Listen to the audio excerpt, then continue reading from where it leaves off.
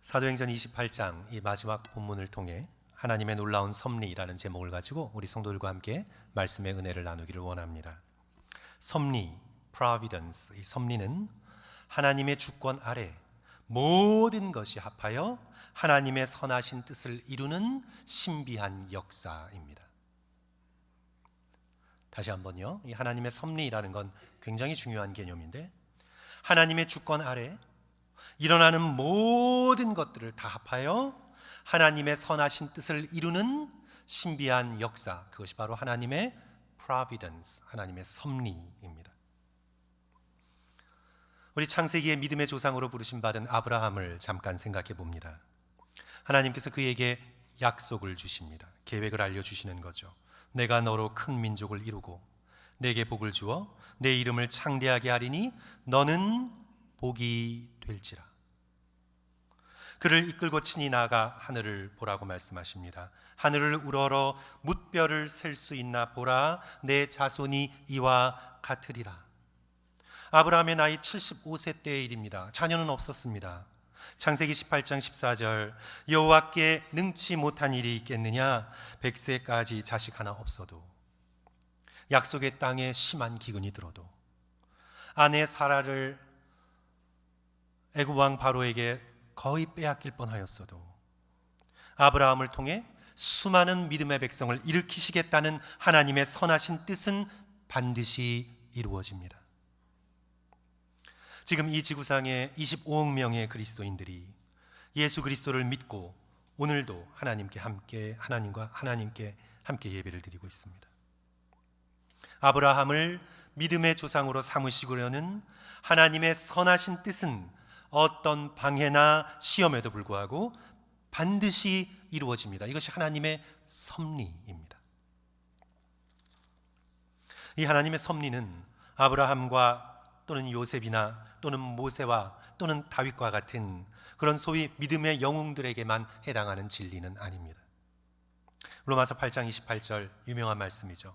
우리가 알거니와 하나님을 사랑하는 자 곧 그 뜻대로 부르심을 입은 자들에게는 모든 것이 합력하여 선을 이루느니라.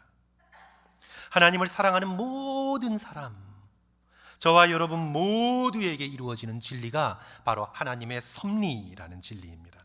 우리가 하나님을 사랑한다면 이제 우리 인생은 하나님의 주권 아래 놓이게 되고 거기에 일어나는 모든 일들이 합력하여 우리를 향한 하나님의 선하신 뜻이 이루어지는 인생이 되어져 나갑니다.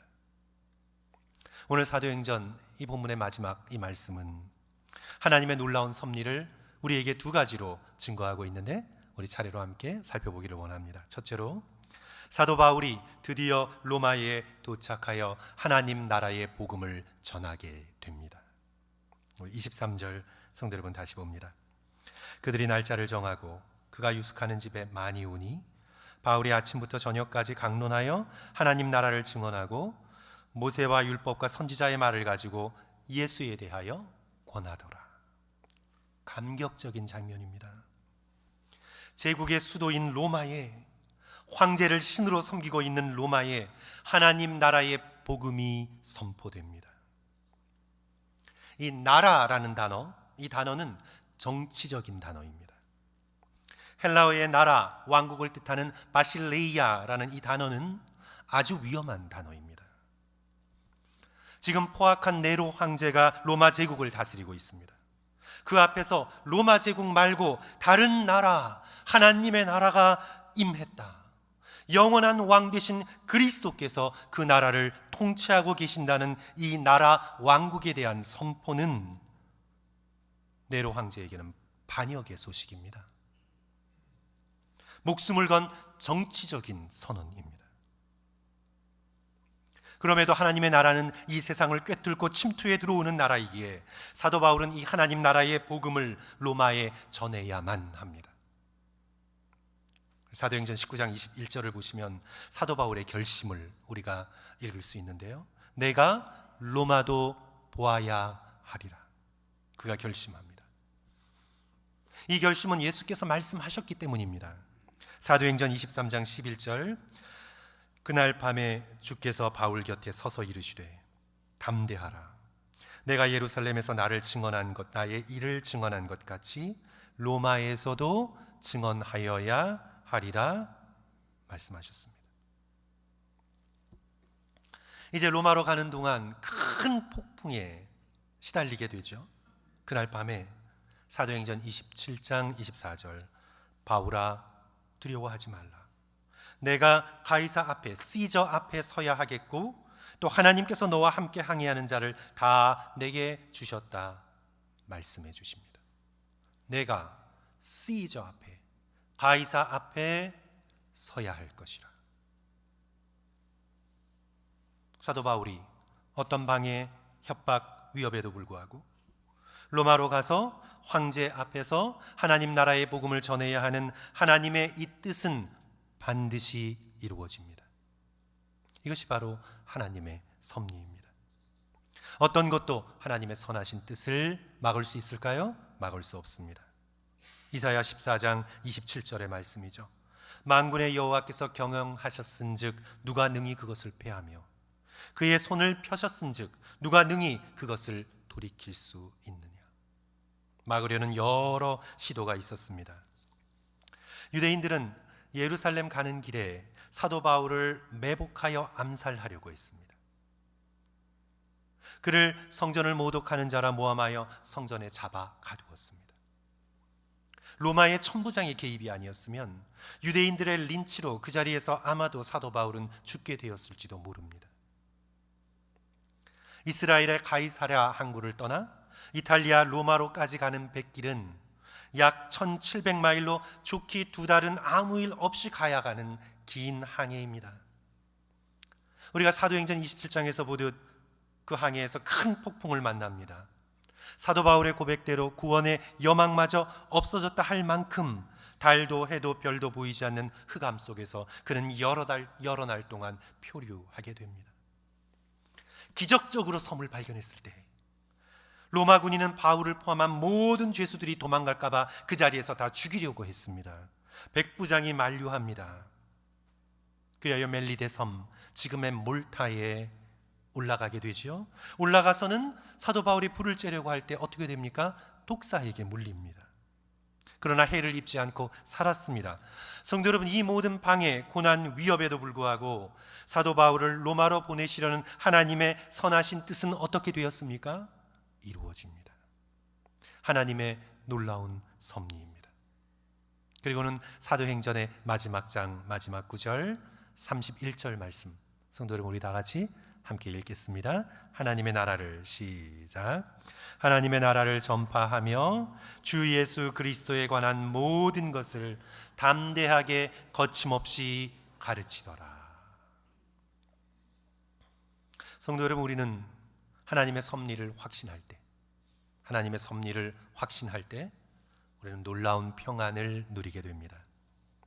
다시 로마서 8장 28절이죠. 우리가 알거니와 하나님을 사랑하는 자 곧 그 뜻대로 부르심을 입은 자들에게는 모든 것이, 일어나는 모든 것이 합력하여 무엇을 이룹니까? 하나님의 선함, 선을 이루십니다. 우리가 하나님을 사랑하고 그의 부르심에 충실하게 머물러 있으면 모든 것이 합력하여 반드시 하나님의 선을 이루십니다. 목회를 하다 보면 성도 여러분, 교회가 걱정이 되는 때가 적지 않습니다. 우리 성도들도 교회를 섬기고 사랑하다 보면, 그냥 교회를 섬기고 사랑하지 않으면 별 걱정하지 않아요. 그런데 교회를 섬기고 사랑하다 보면 걱정되실 일들이 많이 있습니다. 하지만 교회를 향한 하나님의 뜻은 확고합니다. 마태복음 16장 18절, 내가 이 반석 위에 내 교회를 세우리니 음부의 권세가 이기지 못하리라. 그리스도께서 당신의 교회를 세워 나가십니다. 모든 교회를 통해 당신의 교회를 세워 나가십니다. 간신히 세우는 것이 아니라 지옥의 권세도 흔들지 못할 반석과 같은 교회로 그리스도께서 교회를 세워 나가십니다. 교회를 향한 하나님의 섭리를 바라볼 때 우리 모든 믿음의 백성은 평안을 누리게 됩니다. 1774년 조나단 에드워즈의 사후에 출간된 그의 설교집 책 구속사라는 책을 보면 그는 창조에서부터 종말에 이르기까지의 인류 전체의 역사를 교회를 중심으로 이루어지는 구속의 역사로 보았습니다. 교회는 하나님의 이 거대한 구속의 역사에 쓰임받는 과정에서 때로 거센 역풍을 맞아 비틀거리기도 하고 끊임없이 부침을 계속해야 하는 어려운 항로를 통과해야만 한다고 조나단 에드워즈는 보았습니다. 역사에서의 긴장과 이완처럼 교회에도 역사의 파도 가운데 상승과 하강의 과정을 반드시 거쳐야 한다고 보았습니다. 하지만 그 모든 과정을 통해 하나님의 은혜가 따릅니다. 그러기에 하강은 하강의 과정 가운데서도 하나님의 은혜가 따릅니다. 하강은 다음 차례에 더 큰 분발과 상승과 올라감을 위한 준비의 기간입니다. 전보다 훨씬 더 큰 수준에서 하나님의 뜻을 이루시는 준비를 하는 기간입니다. 하나님의 은혜가 있습니다. 하강의 때에 중요한 것은 신실한 남은 자가 되고 바알에게 무릎을 꿇지 않은 7,000명의 신실한 사람이 되고 하나님께 인정받는 계시록에 나온 14만 4천 명이 되는 것, 그것이 우리에게 중요한 것입니다. 그럴 때 하나님은 우리의 앞길을 열어 더 큰 상승과 올라감의 시대를 준비하십니다. 성도 여러분, 개인적인 삶도 마찬가지입니다. 우리는 우리의 삶이 실망스러울 때가 있습니다. 실망스러울 때 하나님을 바라봐야 합니다. 기독교 철학자 달라스 윌라드가 영어 단어 disappointment라는 단어를 가지고 우리에게 깨달음을 주는 이런 말을 했습니다. disappointment, appointment, this 하나님의 약속, 그것이 this 이루어지지 않는 것처럼 보여요. 실망스러워요. 그래서 실망할 때가, 우리 실망과 낙담할 때가 많아요. 그럴 때 한 글자만 바꾸라는 것입니다. 어떤 글자를 어떻게 바꿀까요? D를 H로 바꾸라는 겁니다. 그러면 실망이라는 뜻이 disappointment가 어떻게 됩니까? His appointment, 그분의 약속, 그분의 계획. 삶이 실망스러울 때 조금만 힘을 내어서 한 글자만 바꿔보는 것입니다. 그리고 His appointment, 그의 약속을, 그분의 신실하심을 바라보며 우리와 함께 하시며 우리를 향한 선하신 뜻을 반드시 이루시겠다는 그 놀라운 약속을 바라볼 때 우리 믿음의 백성은 실망과 좌절하지 않고 믿음의 길을 걸어갈 수 있습니다. 이제 우리 둘째로, 하나님의 이 정말 놀라운 섭리는 유대인들이 거절한 이 복음이 이방인들에게 더 크게 전파되는 것으로 드러납니다. 이제 사울이 로마에 가서 그가 늘 하던 대로 유대인들을 먼저 초청을 합니다. 그가 비록 죄수였지만 이미 죄가 없음을 확신한 로마의 군인들이 사도 바울에게 오늘날 보석과도 같은 그런 상태를 허락한 것으로 보입니다. 30절 보시면 자기의 셋집에 머물렀다라는 표현으로 보아 그가 아마도 불구속 상태에서 시저의 재판을 기다리고 있었던 것으로 보입니다. 그렇기에 그는 자유롭게 유대인들을 초청하여 하나님 나라의 복음을 전할 수 있었습니다. 이 복음을 들은 유대인들의 반응은 24절 보시면 그 말을 믿는 사람도 있고 믿지 아니하는 사람도 있어. 유대인들 중에 믿는 사람도 있었고 믿지 않는 사람도 있어서 둘 사이에 서로 논쟁이 일어나게 됩니다. 이에 사도 바울이 선지자 이사야의 예언의 말씀을 인용하며 유대인들이 이렇게 믿지 못하고 논쟁하며 복음을 거절하는 이유에 대해서 말씀하죠. 오늘 본문 26절 27절의 말씀입니다. 일러스되 이 백성에게 가서 말하기를 너희가 듣기는 들어도 도무지 깨닫지 못하며 보기는 보아도 도무지 알지 못하는도다. 이 백성들의 마음이 우둔하여져서 그 귀로는 둔하게 듣고 그 눈은 감았으니 이는 눈으로 보고 귀로 듣고 마음으로 깨달아 돌아오면 내가 고쳐줄까 함이라 하였으니. 선지자 이사야가 하나님의 말씀을 전해도 도무지 깨닫지 못합니다. 지금 바울의 말씀을 들은 유대인들도 자기 조상들과 똑같습니다. 눈이 감겼습니다. 귀가 먹었습니다. 마음은 굳어질 대로 굳어졌습니다. 이렇게 하나님 나라의 복음을 유대인들이 거절하고 걷어찼다고 해서 성도 여러분, 그 복음이 헛되게 되었나요? 만백성을 구원하려는 하나님의 뜻이 유대인들이 거절했다고 하나님의 그 뜻이 어그러졌나요? 아니죠. 유대인들이 거절한 그 복음이 이방인들에게 가서 받아들여집니다. 더 크게 받아들여집니다. 28절 성도 여러분 다 같이 한 목소리로 읽겠습니다. 그런즉 시작. 그런즉 하나님의 이 구원이 이방인에게로 보내어진 줄 알라 그들은 그것을 들으리라 하더라. 저와 여러분 같은 이방인들을 구원하시는 하나님의 섭리를 증언하고 있는 말씀이죠. 갈라디아서 3장 8절에서 사도 바울은 똑같이 이방인을 향한 하나님의 섭리를 증언하고 있는데, 또 하나님이 이방을 믿음으로 말미암아 의로 정하실 것을 성경이 미리 알고 먼저 아브라함에게 복음을 전하되 모든 이방인이 너로 말미암아 복을 받으리라 하였느니라. 이방인을 구원하고자 하는 하나님의 선하신 뜻이 이루어집니다. 유대인의 거절과 그들의 반대와 핍박에도 불구하고 하나님의 선하신 뜻은 반드시 이루어집니다.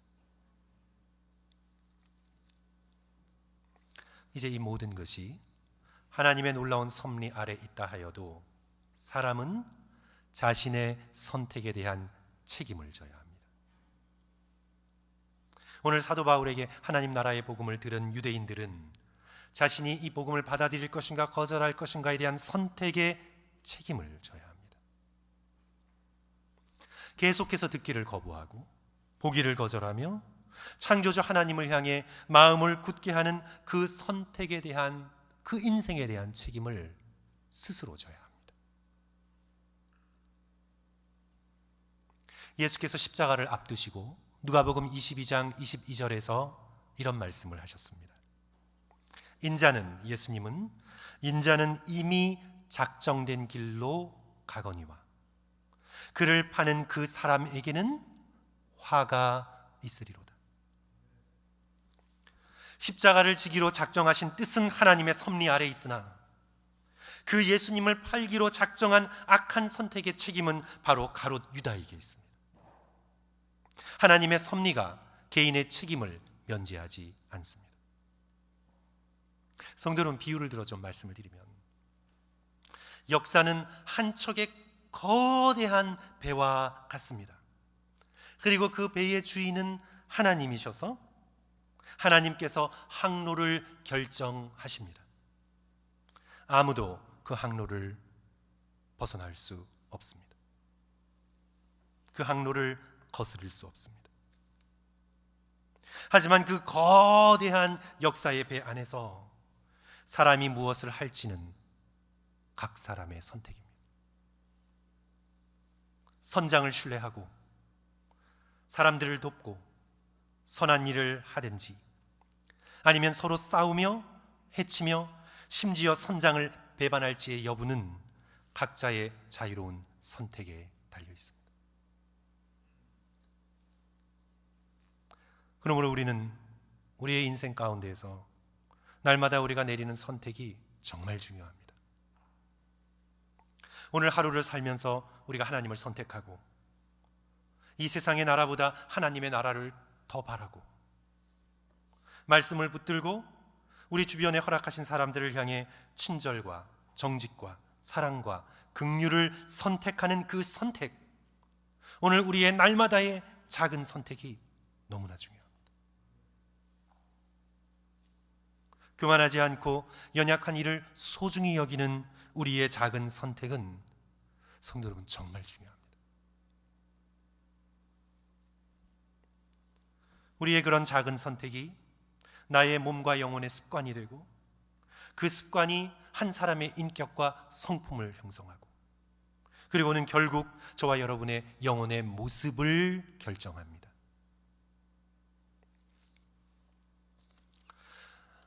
우리 오헨리의 20년 후에라는 그런 단편 소설이 있는데요. 거기에 주인공인 지미와 밥은 시골 마을에서 아주 서로 가깝게 지내던 아주 친한 절친이었습니다. 그런데 밥이 시골을 떠나 더 큰 세계를 경험하고 싶어서 뉴욕으로 떠나가기 전에 이제 두 친구는 빅 조 브레디라는 레스토랑에서 저녁을 먹으면서 약속을 합니다. 만약 우리 둘 사이에 연락이 끊기면 20년 후 오늘 이 자리 이 시간에서 꼭 만나자. 핸드폰이 없던 세대니까. 시간이 흐르면서 편지도 뜸하게 되고 연락이 끊겼고 20년이라는 세월이 흘렀습니다.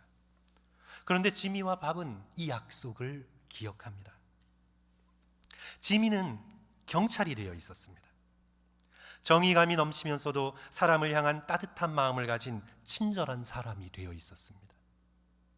그런데 밥은 얼굴에 여러 가지 크고 작은 흉터가 있습니다. 세파에 찌들어 초조하고 불안한 모습을 하고 있습니다. 서로는 이제 20년 후에 그 레스토랑에서 주의를 서성이며 서로 몇 마디 말을 붙이지만 서로를 알아보지 못합니다.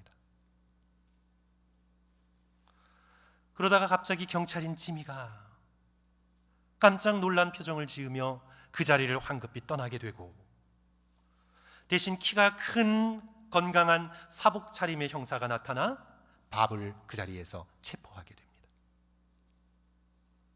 그러면서 지미의 쪽지를 밥에게 전해주죠. 그 소설의 마지막 부분입니다. 밥에게 지미가 보낸 거예요. 나는 제 시간에 약속 장소에 갔어. 자네가 시가에 불을 붙이려는 성냥을 켜는 순간 시카고 경찰에서 수배 중인 한 남자의 얼굴이 보이더군. 차마 내 손으로 자네를 체포할 수 없었네. 그래서 돌아가 사복경찰에게 그 일을 부탁한 거라네. 성도 여러분, 20년의 시간이 사람을 이토록 서로를 못 알아보게 만들 수 있다면 저와 여러분은 영원을 살아가는 존재입니다. 저와 여러분은 영원을 살아가는 영적인 존재입니다. 수백 년, 수천 년이 흐른 후 우리의 영혼의 모습은 얼마나 달라져 있을까요? 매일매일의 작고 평범한 선택이 그 사람의 영혼을 형성합니다. 저와 여러분은 오늘도 기회 가운데 있습니다. 오늘도 내가 천사의 모습으로 되어갈 것인가, 악마의 모습으로 되어갈 것인가, 오늘 우리의 모든 선택은 이 두 모습을 놓고 선택하는 중입니다. 하나님 나라의 복음의 이 영광스러운 말씀 앞에 사랑하는 성도 여러분, 우리 모두 선을 선택하고 사랑을 선택하고 믿음을 선택할 수 있는 저와 성도들 되시기를 주님의 이름으로 간절히 축원합니다. 우리 말씀을 맺습니다. 성도 여러분, 하나님의 일에는 후회하심이 없습니다. 하나님의 섭리, 실수가 없으십니다. 부르심을 입은 모든 자들의 인생 속에서 하나님은 모든 것을 합하여 반드시 하나님의 선하신 계획을 이루십니다. 저와 여러분을 향한 하나님의 놀라운 섭리를 믿으며 성도 여러분, 모든 걱정과 두려움을 내려놓고 하나님께서 주시는 평강을 누리시기를 주님의 이름으로 간절히 축원합니다. 때로 우리의 인간의 눈으로 앞길이 보이지 않고 미래를 알 수 없어도 하나님께서 오늘 하루 우리에게 주셨음을 믿고 오늘 하루 가운데 선을 선택하고 친절과 사랑을 선택하는 저와 성도들 되시기를 주님의 이름으로 간절히 축원합니다. 함께 기도하겠습니다.